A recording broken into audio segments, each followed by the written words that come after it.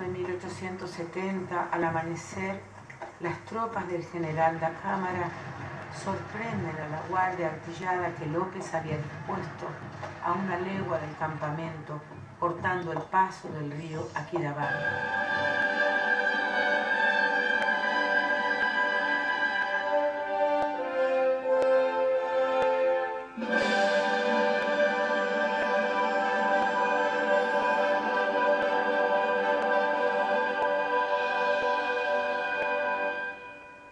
Campamento, campamento,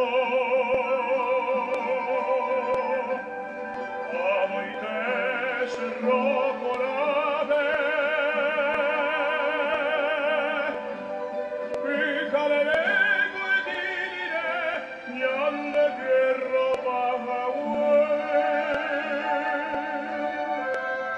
Napoleón monta a caballo, se pone al frente de las escasas fuerzas paraguayas y las despliega en guerrilla, tratando de librar un combate cuerpo a cuerpo.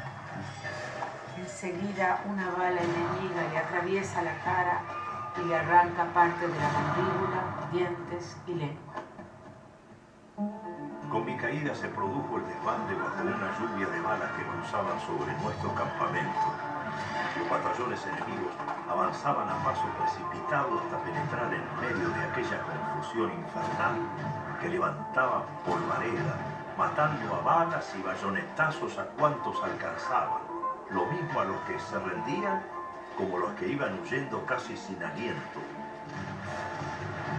En medio de la refriega, Centurión alcanza a ver al mariscal galopar hacia el arroyo Aquidabán, perseguido por varios jinetes. Según cuenta la historia, él recibió la primera estocada en el bajo oriente, luego otro en la cabeza, venía ensangrentado, le echaron del caballo, intentó cruzar el Aquidabán pero ya no pudo. Corrió su sangre por este arroyo. No reuniendo las fuerzas suficientes, siendo ayudado por dos oficiales paraguayos, dan la orden de buscar refuerzos. Cuando llega el general Cama y le intima rendición diciéndole estas palabras: ríndase, mariscal, le garantizamos la vida. Con lo cual, con la espada en la mano, respondió: muero por mi patria, dando al general Cámara la orden de maten a ese hombre, llevando un tiro en el pecho, cayéndose a esta arroyo de espalda con la... Oh, sí, de Aquidabán, curanterillo mi ave debe, y mi amor meu, ñanderu mano cagüe.